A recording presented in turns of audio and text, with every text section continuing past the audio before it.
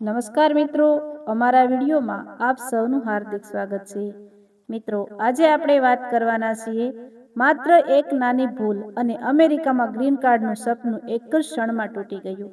બે સગા ભાઈઓ ખુશીથી ગ્રીન કાર્ડના ઇન્ટરવ્યૂ માટે નીકળ્યા હતા, પરંતુ રસ્તામાં અચાનક ઇમિગ્રેશન ઓફિસરોએ તેમની કાર રોકી. કારમાંથી બહાર આવો એટલું સાંભળતા જ બંનેના ચહેરાનો રંગ ઉડી ગયો. થોડા જ મિનિટોમાં બંનેના હાથમાં હાથકડી હતી. ઘરમાં બેઠેલા માતા પિતા તો એટલું જ ખબર હતું કે આજે તેમના દીકરાઓને ગ્રીન કાર્ડ મળવાનું છે, પરંતુ તેના બદલે આવ્યો એક એવો ફોન કે આખો પરિવાર તૂટી પડ્યો. આખરે એવી કઈ એક ભૂલ થઈ કે ગ્રીન કાર્ડના ઇન્ટરવ્યુમાં જવાની જગ્યાએ બંને ભાઈઓ સીધા જેલમાં પહોંચી ગયા. શું તેઓ ખરેખર કોઈ ગુનેગાર હતા કે પછી કોઈ ભયંકર ગેરસમજનો શિકાર બન્યા હતા? અમેરિકાના ટેક્સાસ રાજ્યના ડેલાસ શહેરમાં રહેતો પટેલ પરિવાર છેલ્લા 15 વર્ષથી મહેનત અને ઈમાનદારીથી પોતાનું જીવન જીવી રહ્યો હતો. પરિવારના વડા રમેશભાઈ પટેલ દિવસ રાત ટ્રક ચલાવીને પરિવારનું ગુજરાન ચલાવતા હતા, જ્યારે તેમની પત્ની મીનાબેન એક નાનકડા સ્ટોરમાં નોકરી કરી હતી. બંનેએ પોતાની આખી જિંદગી માત્ર એક જ સપનું પૂરું કરવા માટે સમર્પિત કરી દીધી હતી કે તેમના બંને દીકરાઓ અમિત અને સુમિત અમેરિકામાં સારું ભવિષ્ય બનાવી શકે. બંને ભાઈઓએ પણ માતા પિતાની મહેનત ક્યારેય વ્યર્થ જવા દીધી નહોતી. દિવસમાં કામ અને રાત્રે અભ્યાસ કરીને તેઓ ધીમે ધીમે પોતાના સપનાઓની નજીક પહોંચ્યા હતા. વર્ષો સુધી કાયદેસર પ્રક્રિયાઓ પૂર્ણ કર્યા પછી આખરે તે દિવસ આવ્યો જેની રાહ આખો પરિવાર ઘણા વર્ષોથી જોઈ રહ્યો હતો. બંને ભાઈઓને ગ્રીન કાર્ડના ઇન્ટરવ્યૂ માટે તારીખ મળી ગઈ હતી. ઘરમાં જાણે દિવાળી જેવો માહોલ હતો. મીનાબેને ભગવાન સામે દીવો પ્રગટાવીને હાથ જોડ્યા અને કહ્યું, હે ભગવાન, આજે મારા દીકરાઓનું સપનું પૂરું કરી દેજો. રમેશભાઈએ બંને દીકરાઓના ખભા પર હાથ રાખીને કહ્યું, બેટા, આજે આત્મવિશ્વાસ રાખજો. તમે કોઈ ખોટું કર્યું નથી. બધું સારું જ થશે.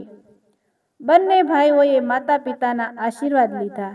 મીનાબેને દહીં ખાંડ ખવડાવી અને ભીની આંખે કહ્યું, જલ્દી સારા સમાચાર લઈને આવજો.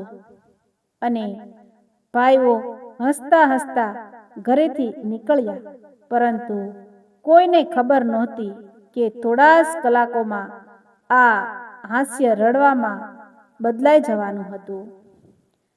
કારમાં બેઠા બેઠા બંને ભાઈઓ પોતાના ભવિષ્યની વાતો કરી રહ્યા હતા. અમિત બોલ્યો, ગ્રીન કાર્ડ મળ્યા પછી સૌથી પહેલા મમ્મી પપ્પાને આરામ કરાવીશું. હવે એમને વધારે મહેનત નહીં કરવા દઈએ. સુમિત હસીને બોલ્યો, અને આવતા વર્ષે આપણે સૌ સાથે ભારત પણ જઈશું. દાદીનું પણ વર્ષોથી સપનું છે. બંને ભાઈઓના ચહેરા પર ખુશી સ્પષ્ટ દેખાતી હતી. થોડા સમય પછી તેઓ ઇન્ટરવ્યૂ ઓફિસ તરફ જતા હાઈવે પર પહોંચ્યા.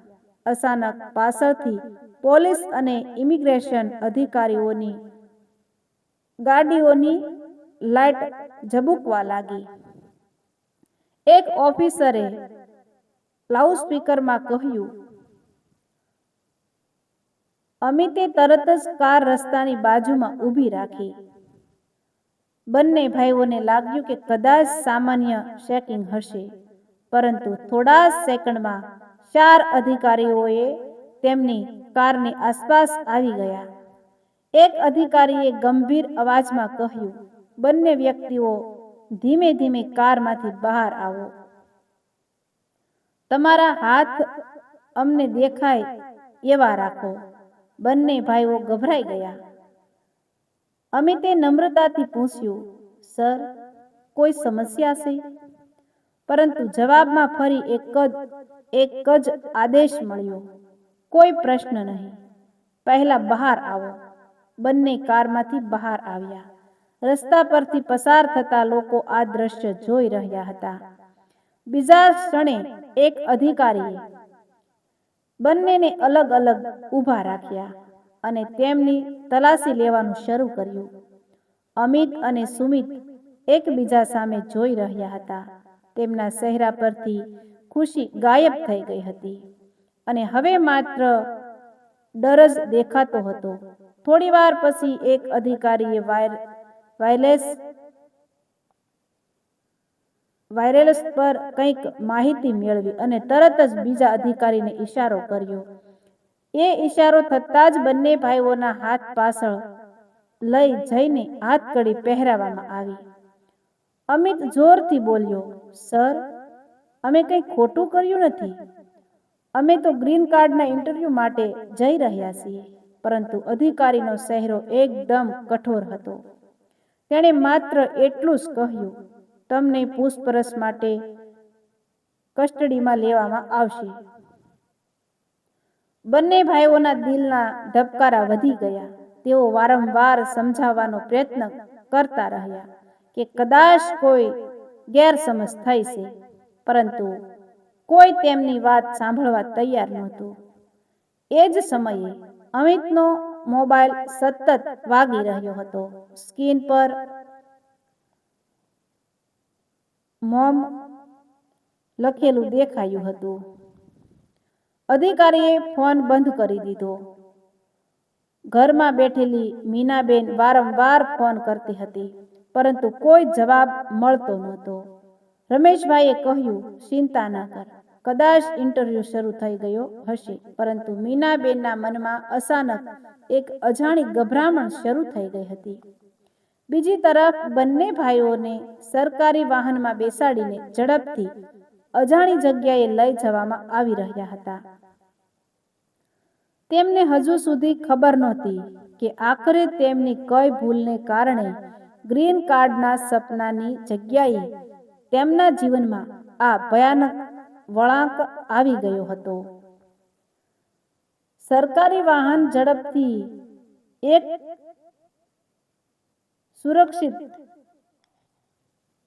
ઇમિગ્રેશન ડિટેન્શન સેન્ટર તરફ દોડી રહ્યું હતું. અમિત અને સુમિત એકબીજાની સામે બેઠા હતા, પરંતુ વચ્ચે લોખંડની જાળી હતી. બંનેની આંખોમાં ડર સ્પષ્ટ દેખાતો હતો. અમિત વારંવાર અધિકારીને પૂછતો હતો, સર, કૃપા કરીને અમને એટલું તો કહો કે અમારી ભૂલ શું છે? અમે વર્ષોથી કાયદેસર રીતે અહીં રહીએ છીએ. આજે તો અમે ગ્રીન કાર્ડના ઇન્ટરવ્યૂ માટે જ નીકળ્યા હતા. પરંતુ અધિકારી માત્ર એટલું જ બોલ્યો, તમને બધું પૂછપરછ દરમિયાન જણાવવામાં આવશે. આ શબ્દો સાંભળીને બંને ભાઈઓનું હૃદય વધુ ધબકવા લાગ્યું. ડિટેન્શન સેન્ટર પહોંચ્યા પછી બંનેના હાથની હાથકડીઓ કાઢવામાં આવી, પરંતુ તરત જ તેમને અલગ અલગ રૂમમાં લઈ જવામાં આવ્યા. બંને ભાઈઓને એકબીજાને મળવાની પણ મંજૂરી ન હતી. અમિત વારંવાર કહેતો રહ્યો, મારા નાના ભાઈને કંઈ કરશો નહીં, તે નિર્દોષ છે. બીજી તરફ સુમિત પણ રડતા રડતા એક જ વાત કહેતો હતો, મારા મોટા ભાઈને મારી સામે લાવો. અમે કંઈ ખોટું કર્યું નથી. પરંતુ કોઈ સાંભળતું નહોતું. થોડા સમય પછી એક અધિકારી ફાઇલ લઈને અંદર આવ્યો. તેણે ટેબલ પર કેટલાક દસ્તાવેજો મૂક્યા અને અમિતને પૂછ્યું, આ બધા દસ્તાવેજો તમારા છે? અમિતે ધ્યાનથી જોયું. મોટા ભાઈના દસ્તાવેજો સાચા હતા, પરંતુ તેમાં એક જૂનું સરનામું અને એક અરજીની માહિતી એવી હતી જે વર્ષો પહેલા બદલાઈ ચૂકી હતી. અમિત ચોંકી ગયો. તેણે તરત કહ્યું, સર, આ માહિતી જૂની છે. અમે તો ઘણા સમય પહેલા બધું અપડેટ કરી દીધું હતું. અધિકારીએ ગંભીર અવાજમાં જવાબ આપ્યો, એ જ વાતની તપાસ ચાલી રહી છે. અમિતના ચહેરા પરથી લોહી ઉતરી ગયું. તેને સમજાતું નહોતું કે આટલી નાની લાગતી બાબત એટલી મોટી કેવી રીતે બની ગઈ. બીજી તરફ ઘરમાં મીનાબેનનો જીવ અદ્ધર થઈ ગયો હતો. બપોર થઈ ગઈ છતાં બંને દીકરાઓનો કોઈ ફોન આવ્યો નહોતો. આખરે રમેશભાઈએ ઇન્ટરવ્યુ ઓફિસમાં ફોન કર્યો. સામેમાંથી જવાબ મળ્યો, આજે તેઓ ઇન્ટરવ્યુ માટે અહીં પહોંચ્યા જ નથી. આ સાંભળતા જ રમેશભાઈના હાથમાંથી ફોન નીચે પડી ગયો. મીનાબેન ગભરાઈને બોલ્યા, શું થયું? દીકરાઓ ક્યાં છે? રમેશભાઈના મોઢામાંથી શબ્દો જ નીકળતા નહોતા. થોડા સમય પછી અજાણ્યા નંબર પરથી ફોન આવ્યો. સામેના વ્યક્તિએ પોતાનો પરિચય ઇમિગ્રેશન અધિકારી તરીકે આપ્યો અને માત્ર એટલું કહ્યું, તમારા બંને દીકરાઓ અમારી કસ્ટડીમાં છે. હાલમાં તેઓ પૂછપરછ હેઠળ છે. વધુ માહિતી અત્યારે આપી શકાતી નથી.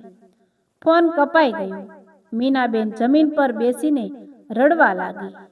મારા દીકરાઓએ એવું શું કર્યું હશે? તેઓ તો કોઈનું દિલ પણ નથી દુભાવતા.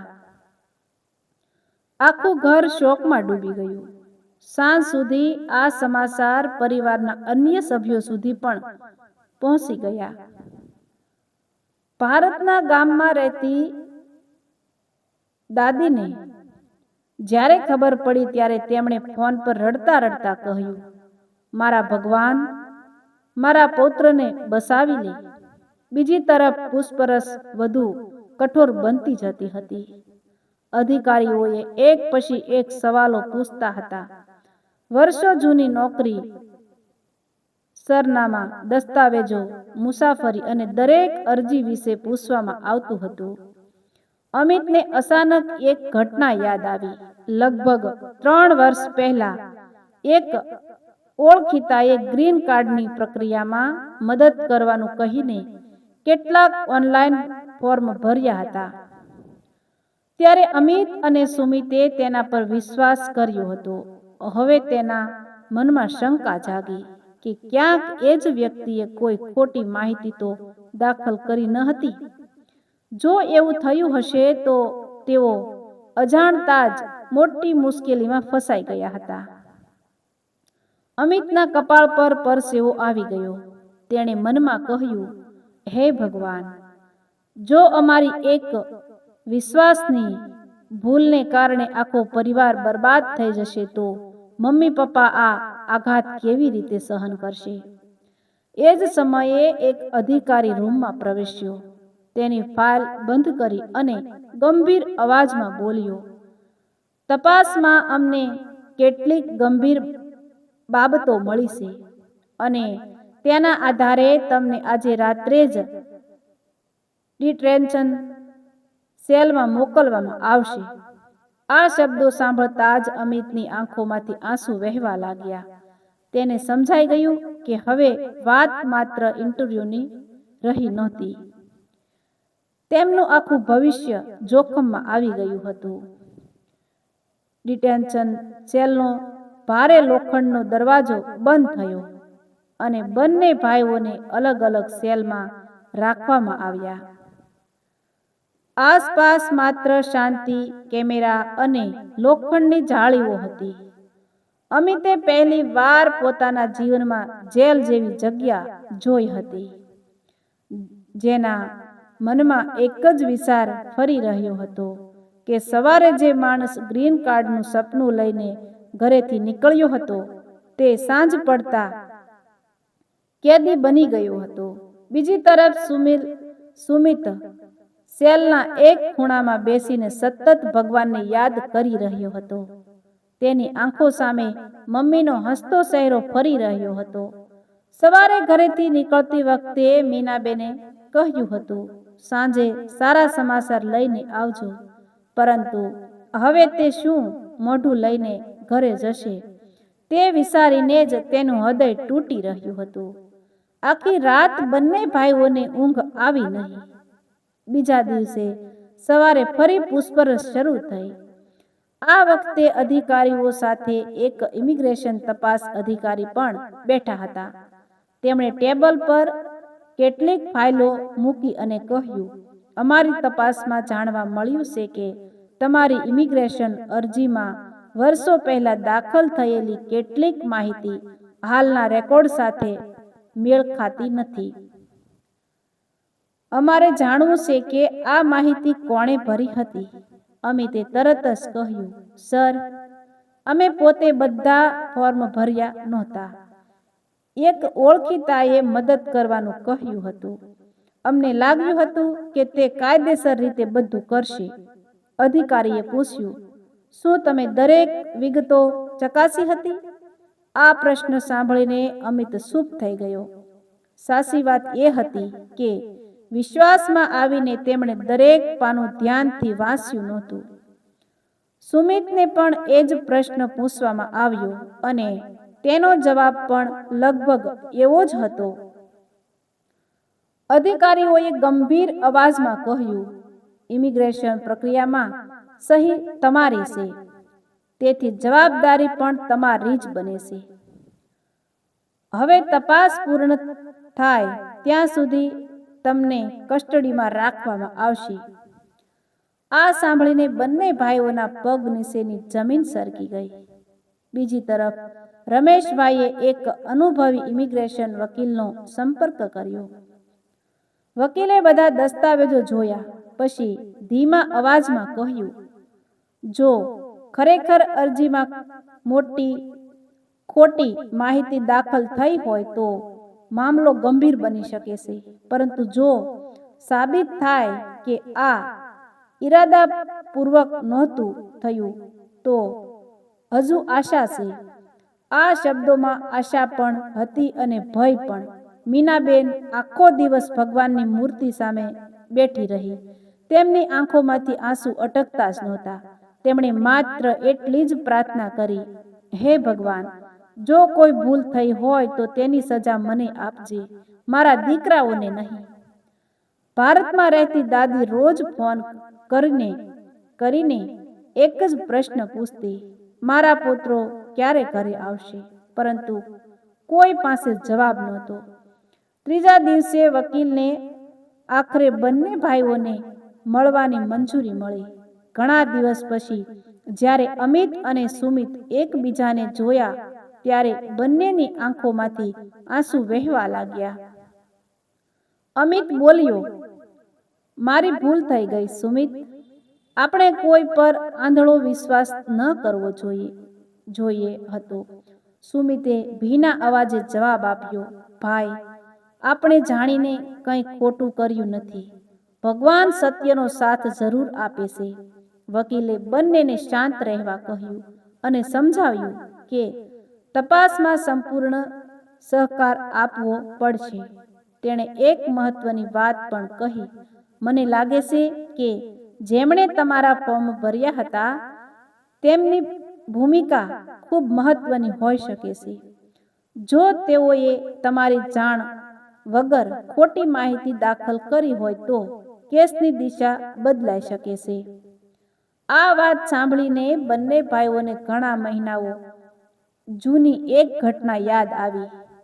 તે વ્યક્તિએ ઉતાવળમાં કેટલાક દસ્તાવેજો પર સહી કરાવી હતી અને કહ્યું હતું, ચિંતા ના કરો, બધું હું સંભાળી લઈશ. ત્યારે તેમણે એક ક્ષણ માટે પણ વિચાર્યું નહોતું કે એ વિશ્વાસ એક દિવસ તેમને જેલ સુધી પહોંચાડી દેશે. એ જ સમયે વકીલના ફોન પર તપાસ અધિકારીનો કોલ આવ્યો. વકીલનો ચહેરો ગંભીર બની ગયો. ફોન મૂકી તેણે ધીમા અવાજમાં કહ્યું, તપાસમાં એક નવો પુરાવો મળ્યો છે.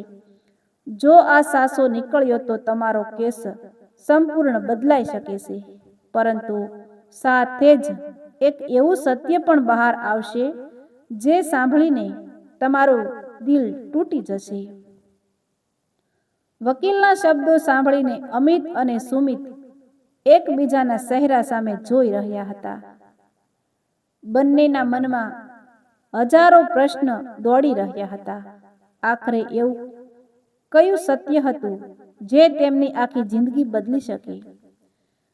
બીજા દિવસે સવારે બંનેને ફરી પૂછપરછ રૂમમાં લઈ જવામાં આવ્યા. આ વખતે રૂમમાં માત્ર તપાસ અધિકારીઓ જ નહોતા, પરંતુ એક ખાસ ઇન્વેસ્ટિગેશન ટીમ પણ હાજર હતી. ટેબલ પર લેપટોપ ખુલ્લો હતો અને તેમાં વર્ષો પહેલા ભરાયેલા ઓનલાઈન ફોર્મ, ઈમેલ અને ડિજિટલ રેકોર્ડ બતાવવામાં આવી રહ્યા હતા. તપાસ અધિકારીએ શાંતિથી કહ્યું, અમને જે માહિતી મળી છે તેના મુજબ તમારી અરજીમાં કેટલીક વિગતો તમારા ઇન્ટરવ્યૂ તમારા કોમ્પ્યુટર પરથી નહીં, પરંતુ એક બહારના એજન્ટના સિસ્ટમ પરથી અપલોડ કરવામાં આવી હતી. આ સાંભળતા જ અમિતને તે ઓળખીતો માણસ યાદ આવી ગયો જેણે કહ્યું હતું, તમારે કશું કરવાની જરૂર નથી, બધું હું કરી દઈશ. તપાસ અધિકારીએ આગળ કહ્યું, પરંતુ પ્રશ્ન એ છે કે શું તમને આ માહિતી વિશે ખબર હતી કે નહીં? અમિતે આંખોમાં આંસુ લઈને જવાબ આપ્યો, સર, જો અમને ખબર હોત તો અમે ક્યારેય સહી ન કરતા. અમે અમેરિકામાં માત્ર મહેનત કરીને જીવવું શીખ્યા છીએ, છેતરપિંડી કરીને નહીં. રૂમમાં થોડી ક્ષણ માટે શાંતિ છવાઈ ગઈ. અધિકારીઓએ બંનેના નિવેદન નોંધ્યા અને તેમને ફરી સેલમાં મોકલી દીધા. બીજી તરફ રમેશભાઈ અને મીનાબેન વકીલ સાથે સતત દોડધામ કરી રહ્યા હતા. વર્ષોની મહેનતથી બસાવેલી બચત વકીલની ફી, દસ્તાવેજો અને કાનૂની પ્રક્રિયામાં ખર્ચાઈ રહી હતી. પરંતુ માતા પિતાને પૈસાની ચિંતા નહોતી. તેમને તો માત્ર પોતાના દીકરાઓને નિર્દોષ સાબિત કરવા હતા. મીનાબેન રોજ ઘરેથી દીકરાઓના રૂમમાં જઈને તેમની તસવીરો સામે બેસી રડતી. તેમણે બંનેના બાળપણના કપડાં હાથમાં લઈને કહ્યું, ભગવાન, જ્યારે નાના હતા ત્યારે તેમને દરેક મુશ્કેલીથી બચાવ્યા હતા. આજે પણ એમનો હાથ પકડી લેજે. એ દ્રશ્ય જોઈને રમેશભાઈ પણ પહેલી વાર પત્નીની સામે રડી પડ્યા. તેમણે કહ્યું, આપણે આખી જિંદગી ઈમાનદારીથી જીવ્યા, તો પછી આપણા બાળકો સાથે આવું કેમ થયું? દિવસો પસાર થતા ગયા. બંને ભાઈઓ જેલમાં રહેતા રહેતા માનસિક રીતે તૂટી રહ્યા હતા. એક રાત્રે સુમિતે જેલમાં બેઠા બેઠા ભગવાનને કહ્યું, જો અમે ખરેખર નિર્દોષ હોઈએ તો કોઈને કોઈ રસ્તો જરૂર બતાવજો. એ જ રાત્રે તપાસ ટીમને એક મહત્વપૂર્ણ ઈમેલ મળ્યો. તેમાં તે અર્જન્ટે બીજા એક વ્યક્તિને લખ્યું હતું કે ઘણા લોકોના ફોર્મ તેણે તેમની જાણ વગર પોતાની રીતે બદલીને સબમિટ કર્યા હતા, જેથી પ્રક્રિયા ઝડપથી આગળ વધે. આ ઈમેલ કેસ માટે ખૂબ જ મહત્વનો પુરાવો બની શકે તેમ હતો. બીજા દિવસે તપાસ અધિકારીએ અર્જન્ટને પૂછપરછ માટે બોલાવ્યો. શરૂઆતમાં તેણે બધું નક્કી કાઢ્યું, પરંતુ જ્યારે તેની સામે ડિજિટલ પુરાવા મૂકવામાં આવ્યા ત્યારે તેનો આત્મવિશ્વાસ તૂટી ગયો. તેણે સ્વીકાર્યું કે વધુ કેસ મેળવવા અને પોતાને નિષ્ણાત બનાવવા માટે તેણે ઘણા અરજદારોના ફોર્મમાં પોતાની રીતે ફેરફાર કર્યા હતા. જોકે તેણે એવો દાવો કર્યો કે તેનો કોઈ ખરાબ ઈરાદો નહોતો. આ કબૂલાતથી અમિત અને સુમિત સામે આશાની એક નવી કિરણ દેખાવા લાગી. પરંતુ તપાસ અધિકારીએ વકીલને કહ્યું, એજન્ટની ભૂલ સાબિત થવી એક વાત છે, પરંતુ અંતિમ નિર્ણય હજુ કોર્ટ અને ઇમિગ્રેશન અધિકારીઓના હાથમાં છે. ત્યાં સુધી બંને ભાઈઓને મુક્ત કરી શકાય નહીં. આ સમાચાર સાંભળીને પરિવારને થોડી રાહત તો મળી, પરંતુ ચિંતા હજુ યથાવત હતી. એ જ સાંજે વકીલ ઉતાવળમાં જેલમાં બંને ભાઈઓને મળવા આવ્યો. તેના ચહેરા પર લાંબા સમય પછી હળવું સ્મિત હતું. તેણે ધીમા અવાજમાં કહ્યું, તમારા માટે સારા સમાચાર છે, પરંતુ હજુ ખુશી મનાવવાનો સમય આવ્યો નથી. આવતીકાલે કોર્ટમાં એક એવી સુનાવણી થવાની છે જે તમારા આખા ભવિષ્યનો નિર્ણય કરશે. જો ત્યાં એક પણ વાત ખોટી પડી તો ગ્રીન કાર્ડ તો દૂર, તમને અમેરિકા છોડવાનો પણ આદેશ મળી શકે છે. આગલા દિવસની સવારે અમિત અને સુમિતને કડક સુરક્ષા વચ્ચે કોર્ટમાં લઈ જવામાં આવ્યા. બંનેના હાથમાં હાથકડી હતી. કોર્ટ રૂમમાં પ્રવેશતા જ તેમની નજર સૌથી પહેલા પોતાના માતા પિતા પર પડી. મીનાબેનની આંખો સતત રડવાને કારણે લાલ થઈ ગઈ હતી અને રમેશભાઈના ચહેરા પર ઘણા દિવસોની ચિંતા સ્પષ્ટ દેખાતી હતી. ઘણા દિવસો પછી જ્યારે માતા પિતાની નજર પોતાના દીકરાઓ સાથે મળી, ત્યારે કોઈના મોઢામાંથી એક પણ શબ્દ નીકળ્યો નહીં. માત્ર આંખોમાંથી આંસુ વહેતા રહ્યા. અમિતે દૂરથી જ હાથ જોડીને પોતાની મમ્મીને હિંમત રાખવાનો ઈશારો કર્યો. મીનાબેને પણ ભગવાનનું નામ લઈને બંને દીકરાઓ માટે પ્રાર્થના કરી. થોડા જ સમયમાં જજ કોર્ટમાં આવ્યા અને કાર્યવાહી શરૂ થઈ. સરકાર તરફના વકીલે કહ્યું કે ઇમિગ્રેશન પ્રક્રિયામાં ખોટી માહિતી હોવી ગંભીર બાબત છે અને તેની સંપૂર્ણ તપાસ જરૂરી છે. ત્યારબાદ બંને ભાઈઓના વકીલ ઊભા થયા. તેમણે એક પછી એક તમામ પુરાવા કાર્ડ સમક્ષ રજૂ કર્યા. ડિજિટલ રેકોર્ડ, ઈમેલ, એજન્ટની કબૂલાત અને વર્ષોથી બંને ભાઈઓના સારા વર્તનના દસ્તાવેજો રજૂ કરવામાં આવ્યા. વકીલે શાંતિથી કહ્યું, માય લોર્ડ, મારા અસીલોએ ક્યારેય જાણીને ખોટી માહિતી આપી નથી. તેમણે એક વ્યક્તિ પર વિશ્વાસ કર્યો અને એ વિશ્વાસનો ગેરફાયદો ઉઠાવવામાં આવ્યો.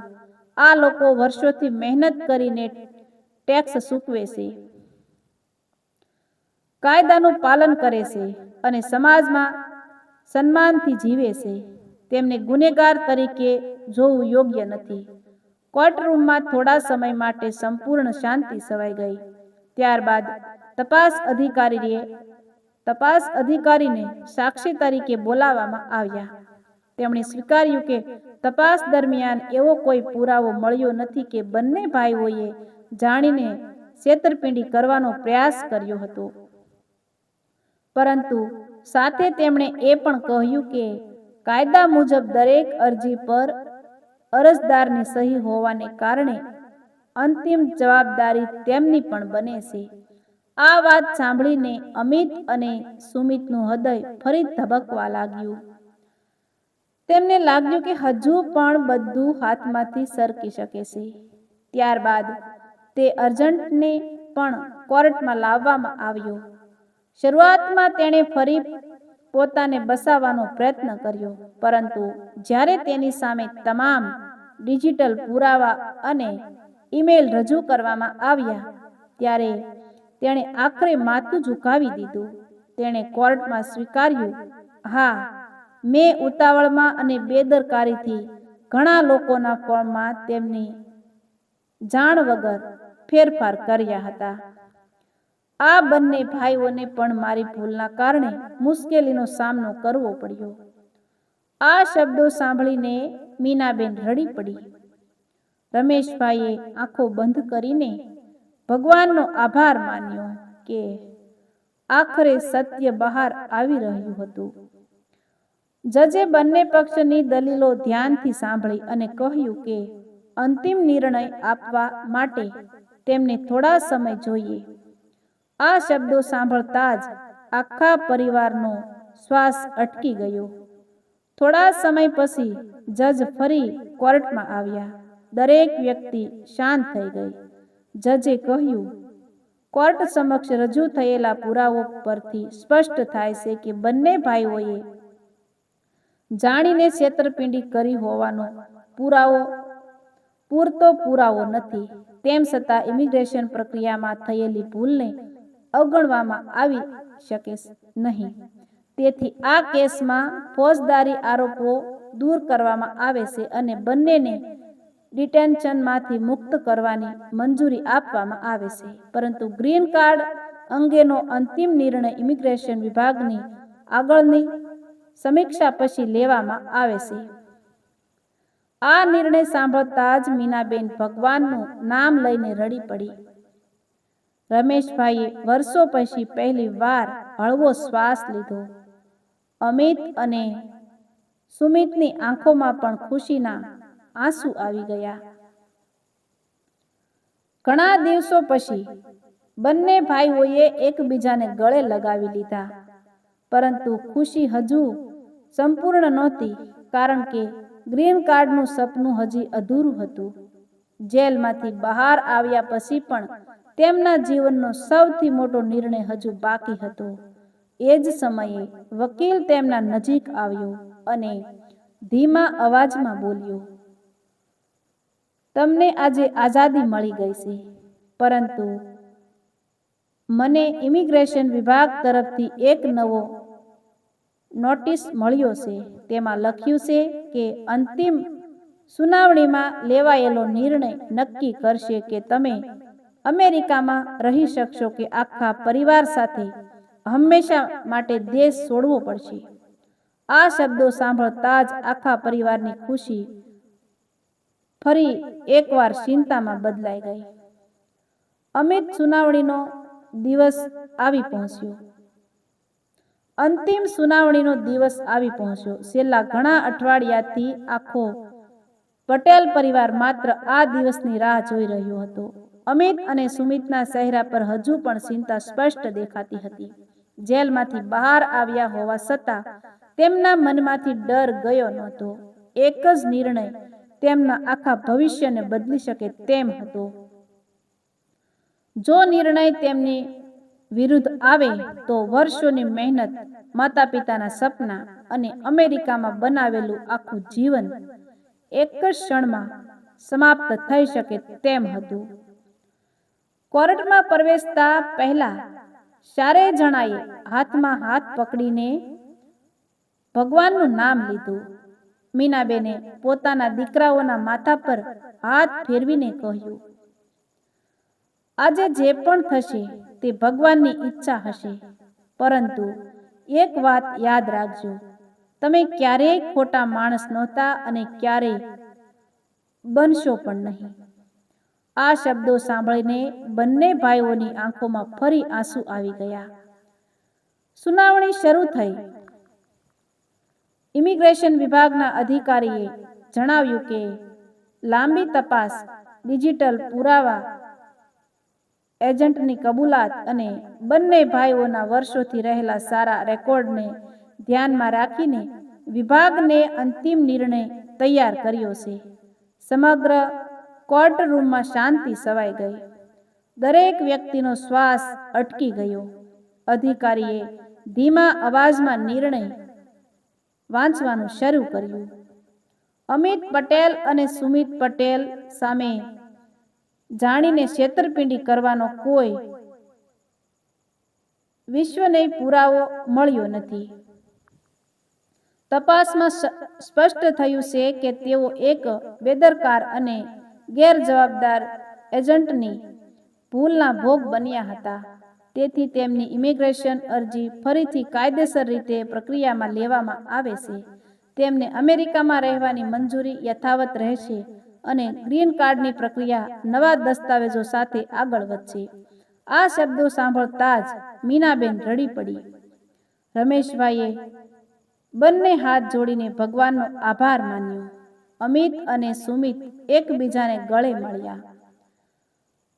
કોર્ટરૂમમાં હાજર ઘણા લોકોની આંખો પણ ભીની થઈ ગઈ. થોડા અઠવાડિયા પછી બંને ભાઈઓને ફરી ઇન્ટરવ્યૂ માટે બોલાવવામાં આવ્યા.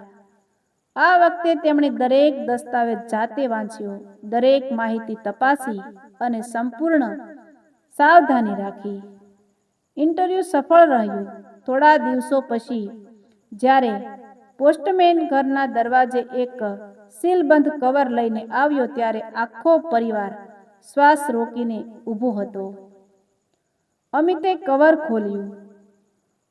અંદર બંનેના ગ્રીન કાર્ડ હતા. મીનાબેન બંને કાર્ડ પોતાના કપાળે લગાવ્યા અને ભગવાનનો આભાર માન્યો. રમેશભાઈની આંખોમાંથી ખુશીના આંસુ રોકાતા નહોતા. તેમણે કહ્યું, આ કાર્ડ માત્ર કાગળનો ટુકડો નથી, આ તો આપણા 15 વર્ષની મહેનતનું ફળ છે. તે સાંજે આખો પરિવાર સાથે બેસીને જમ્યો. ઘણા વર્ષો પછી ઘરમાં ફરી હાસ્ય સંભળાયું. પરંતુ આ ઘટનાએ બંને ભાઈઓને જીવનનો સૌથી મોટો પાઠ શીખવ્યો. અમિતે કહ્યું, આજે સમજાયું કે કોઈ પણ દસ્તાવેજ પર સહી કરતા પહેલા તેને પોતાની આંખે વાંચવો કેટલો જરૂરી છે. વિશ્વાસ કરવો જોઈએ, પરંતુ આંખ બંધ કરીને નહીં.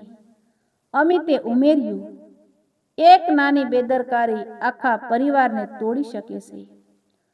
થોડા મહિનાઓ પછી બંને ભાઈઓએ તે એજન્ટ વિરુદ્ધ કાયદેસરની કાર્યવાહી કરવામાં પણ મદદ કરી, જેથી બીજા કોઈ નિર્દોષ પરિવાર સાથે આવી ઘટના ન બને. ઘણા લોકો તેમની હિંમતથી પ્રેરાયા અને પોતાના ઇમિગ્રેશન દસ્તાવેજો ફરી તપાસવા લાગ્યા. વર્ષો પછી જ્યારે રમેશભાઈ અને મીનાબેન પોતાના પૌત્રો સાથે બગીચામાં રમતા હતા ત્યારે મીનાબેને ધીમા અવાજમાં કહ્યું, ભગવાન ક્યાં?